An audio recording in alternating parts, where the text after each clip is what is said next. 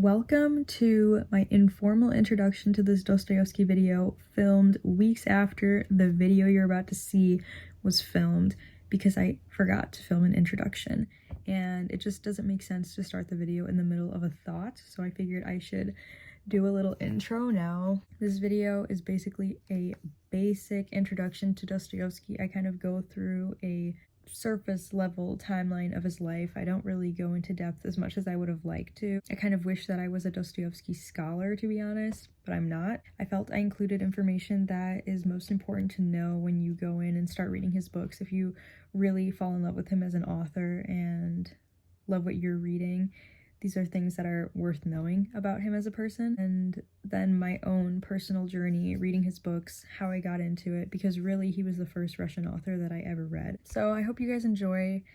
I don't know what else I should say in an intro. I feel like I need to shut the fuck up as quickly as possible and get into the video. Let me just start with my personal Dostoevsky journey. When I started reading him, I wasn't really reading anything in the realm of 19th century Russian literature. I hadn't read very many classics. My first Dostoevsky book was The Idiot.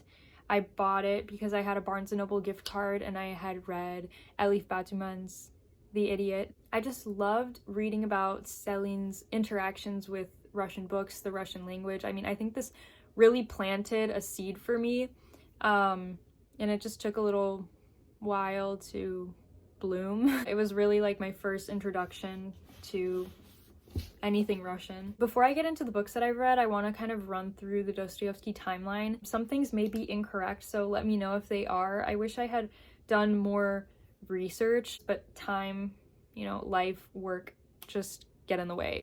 Dostoevsky was born in 1821 in Moscow, and his father was a head physician and his mother was the daughter of a merchant family. Dostoevsky is part of like the upper echelon of society, maybe not like full-blown nobility, but still. It seems like there was a very small, basically non-existent middle class at this time. People were either rich, wealthy, powerful, and nobles, landowners, merchants, or basically just living in poverty, peasants, serfs, typical fucked up shit, right? In 1839, his father is killed allegedly by his own peasants. And like I mentioned, serfdom was a major part of Russian society at this time. I think landowners and people who owned peasants referred to them as souls, like how many souls they own. And like, that's crazy, right? This was just a major system that was part of everyday life and definitely had a major influence on Dostoevsky and even Tolstoy, who was around in this time. You see Dostoevsky, Tolstoy, all these people kind of bringing in this new literary movement of realism and focusing on everyday life. I skipped over this, but in 1837, Dostoevsky went to college. He was like studying army engineering or something like that. And he was described as pensive, solitary, and prone to fits of depression. I don't know who the source is on that, so take that with a grain of salt, but I think it's kind of telling for the kinds of things that he writes and explores. But then in 1845, he kind of joins literary society with the publication of Poor Folk. But an important thing to note around this time, mid-1800s, is that there is a lot of political and cultural tension. In 1845, this Petrashevsky circle was founded, and it was essentially a Russian literary discussion group containing a lot of progressive-minded individuals, free thinkers, leftist thinkers. They basically discussed and circulated banned books, and there was a czarist regime at this time. In 1849, Dostoevsky was arrested along with other people who belonged to this group because they were accused of being part of this conspiracy where they were criticizing the czarist regime. Dostoevsky and a couple of other people were basically sentenced to death by firing squad, and he was walked out, like tied up, and literally seconds before his execution, their sentence is changed like in that last split second, and I think he's sentenced to like 8 years of exile, 8 years of penal servitude, and then later it was changed to 4 years. This is a defining moment in his life. I have a quote written by Dostoevsky about this exact moment. Today, December 22nd, we were all taken to Semyonovsky Square. There, the sentence of death was read out to us. We were all made to kiss the cross, a sword was broken over our heads, and we were told to put on our white execution shirts. Then 3 of us were tied to the post to be executed. I was the 6th, and therefore in the second group of those to be executed. Then the retreat was sounded on the drums.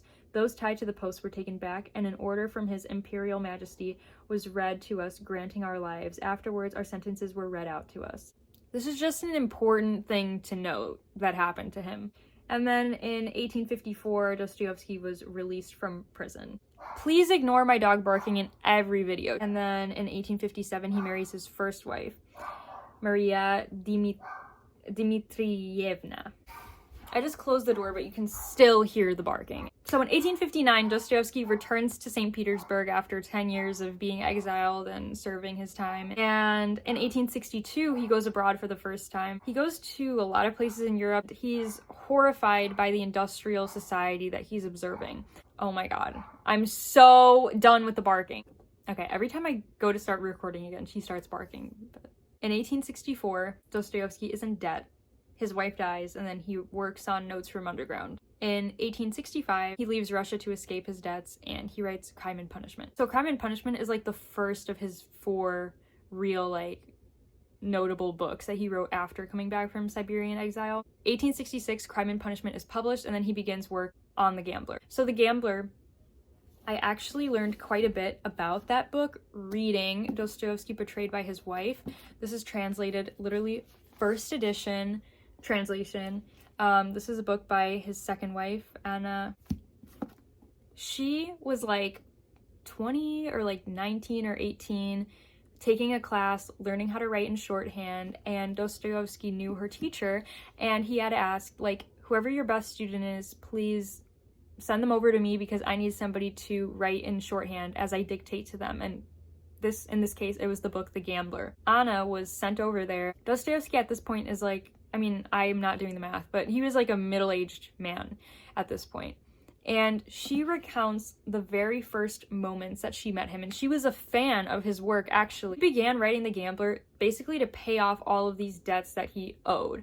So he wrote a story about gambling. How perfect is that? So in 1867, he marries Anna. And I kind of want to touch on this again later after I do the timeline, but like, oh my God. In 1868, they have a daughter and she dies 5 months later. And then he starts working on The Idiot and they move to Italy for some time. In 1869, they have a second daughter who is born in Dresden, and then they live in poverty. 1870, the Franco-Prussian War is going on, and he's working on The Devils and The Eternal Husband, which I have not read. I haven't read The Devils or Demons either. And then in 1871, he returns to Russia, and his son, Fyodor, is born in St. Petersburg. 1874, he writes A Raw Youth, aka The Adolescent, aka my favorite book. 1878, he works on Brothers Karamazov, and his second son dies. And that book is published in 1879, and then in 1881, Dostoevsky dies with a burst blood vessel in his lungs, aggravated by an attack of epilepsy. So that is the timeline, and now I kind of want to talk about my Dostoevsky journey. I've read 3 of his books. So I started this in April of 2022, and I finished it in May of 2022. And like with other Dostoevsky books, it takes me a long time to get through because it is just dense. So this is kind of slow moving, but it is, for me, exhilarating and exciting. There's a jewel on every single page. So you can tell that it's a loved book. This novel contains details of like his most personal ordeals, the epilepsy attacks, the mock execution.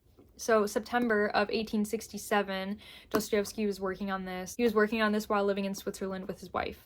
And I'm just gonna read from my notes for this part. This part is specifically from Dostoevsky's notebook from 1867, and he reveals deep uncertainty as to the direction of the novel. In a letter to Apollon Maikov, a Russian poet, he explained that his own desperate circumstances had forced him to seize on an idea he had considered for some time, but felt artistically unready for.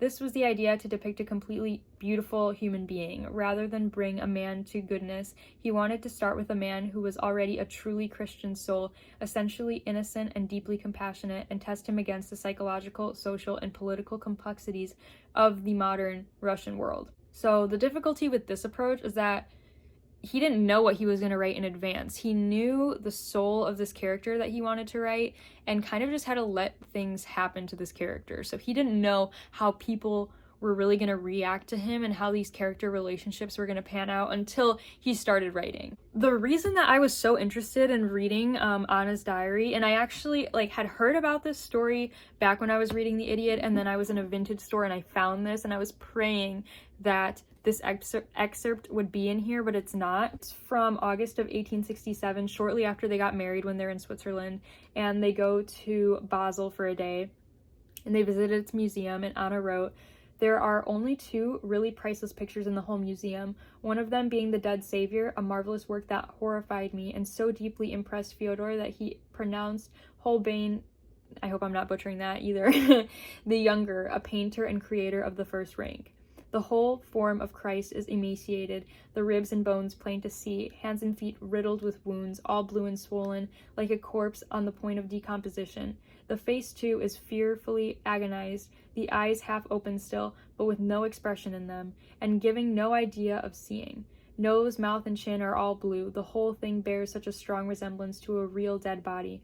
Fyodor, nonetheless, was completely carried away by it, and in his desire to look at it closer, got onto a chair, so that I was in a terrible state lest he should have to pay a fine, like one is always liable to here." 2 years later, The Idiot was published, and there's a scene where Prince Myshkin is in, I don't remember whose house, and this person has a copy of the dead Christ hanging there. He kind of has an experience that reflects Dostoevsky's real-life experience with this painting. He cries out, "Why, a man's faith might be ruined by looking at that picture. The face was depicted as though still suffering, as though the body, only just dead, was still almost quivering with agony.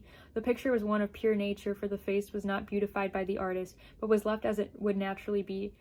Whosoever the sufferer, after such anguish, it is strange to look on this dreadful picture of the mangled corpse of the Savior, and to put this question to oneself.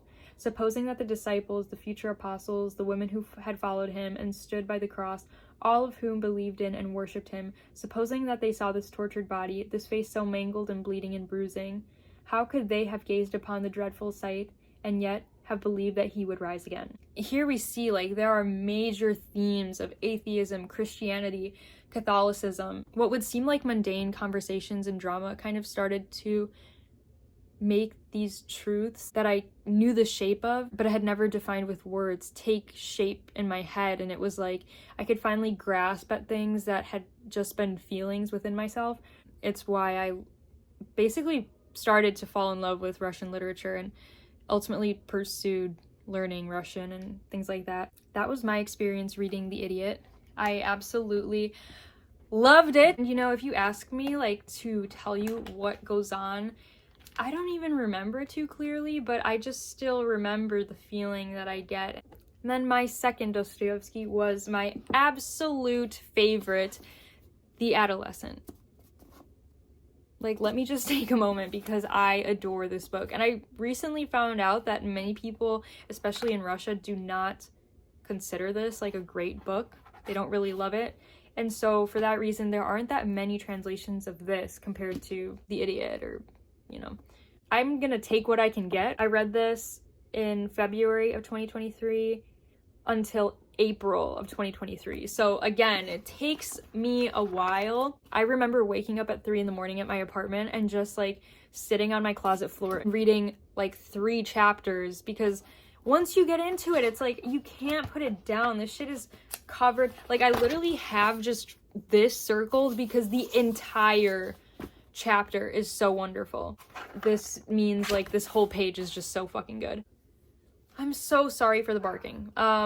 But anyways, yeah. I also picked this up because I wanted to read as much Dostoevsky as possible when I read this, because this was a revelation. This showed me the kind of books that I wanted to be reading. To follow it up with this was just crazy.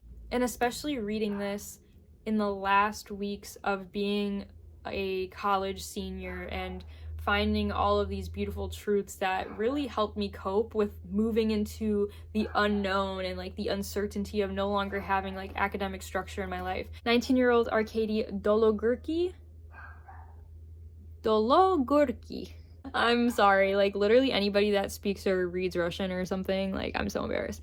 Illegitimate son of the controversial and womanizing landowner Versalov. Recurring conflict between father and son, particularly in ideology, representing battles between the old way of thinking of the 1840s and the new nihilistic point of view of the youth of the 1860s. And I just kind of love that. This looking glass into the youth of this time and seeing how, you know, even though people change and society changes, deep down, like that youthful spirit remains the same no matter how much time goes by. We talk about the complexities of love, family, societal norms, morality, free will, and coming of age. So check, check, check, check, like just amazing. Another main theme is Arcadi's development of his idea, mainly a form of rebellion against society through the rejection of attending university and making money and living independently. The question of emancipation, or what to do with the newly freed serfs in the face of the corrupting influence of the West, looms over the novel. Arcadi's mother is a former serf and Versalov is a landowner, and understanding their relationship is ultimately at the center of Arcadi's quest to find out who Versalov is and what he did to his mother. Answering the question of emancipation in Dostoevsky's novel has to do with how to educate the serfs and address the damage of Petrine reforms in order to construct a new Russian identity. What we can gather from that is that, like any good author, his work is reflecting the times, and he's exploring these questions and these changes in thinking through his work.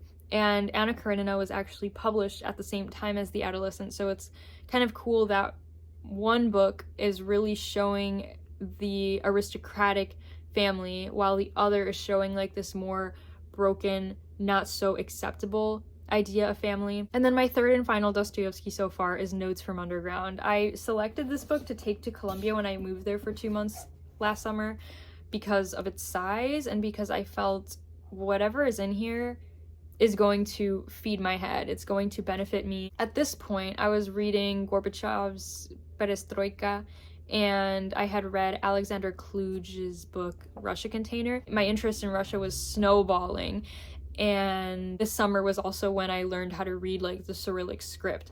So I had a little bit more context as to what it meant to live in Russia, the 20th century, the 21st century, because I think up until like the 21st century, or maybe the 20th, like late 20th century, Russian writing just kind of declined. This book kind of allows you to enter this nightmarish, embarrassing world of Kafka while also having the humor and the truth of Tolstoy and Dostoevsky. I think it's like it still spoke to me, I think maybe from one loner to another. We have a character here who is basically dead set on fucking humiliating himself, and he's so full of hatred for others, mainly because he just doesn't fit in, but he's kind of blind to that truth. And then I mentioned that I had read this, Dostoevsky Portrayed by His Wife. Honestly, I would just like to read a little bit about Anna's visits to Dostoevsky because it's just the best part of this book. This hit for me the same way a romance novel might hit for anybody else. Like, it had me giggling, kicking my feet. So here she says, "Each time I left him, I was under the impression of ideas new to me. At home, I felt sad and dull, and I lived in the expectation of my coming next meeting with Dostoevsky. I thought with sadness that our work was nearing completion, and with it, our daily meetings would end. I realized what a blank my life would be when those interesting and animated conversations would no longer be open to me. And how surprised and delighted I was when Dostoevsky gave expression to the same idea that was worrying me. 5 days before the end of our work, he said to me as I was leaving, 'You see, Anna, we have got to know one another. We have met on friendly terms every day and got quite accustomed to talk together. And now, when the work is over, all this will come to an end, and we shan't meet one another. Indeed, I shall be sorry. I shall miss you. Where could I see you?' And then she says, 'But Fyodor, two mountains never come together, but two human beings may.'" Like, I could keep going because it's so sickening and cute. Like, it's cute and sweet. So if you are into romance, consider this. And next, the list of Dostoevsky that I plan on reading next is House of the Dead. I'm dying to read because it's nearly a biographical account of Dostoevsky's time in exile and his death sentence. and also The Gambler, because, you know, that's the story that they fall in love with each other writing together, and it also helped him get out of his debts before he ended up sinking himself into more debt. But I would really just like to actually read the text, you know, that came from that. And then also Demons, because I have it right here, and I think that the political conspiracy and political commentary in here is super interesting, and I want to get into it. And then, of course, Crime and Punishment, Brothers Karamazov, because they're classics, and I'm sure that they're going to be wonderful. So that concludes this video. I feel like it went by a lot faster than I had expected. I hope that if you love Dostoevsky, you enjoyed this. If you haven't read Dostoevsky, I hope that you do read Dostoevsky. And again, if anything is wrong that I said historically, just leave a comment down below. And if I mispronounce things in Russian, don't leave a comment down below, because believe me, I know. Again, my apologies for all of the dog barking in this video.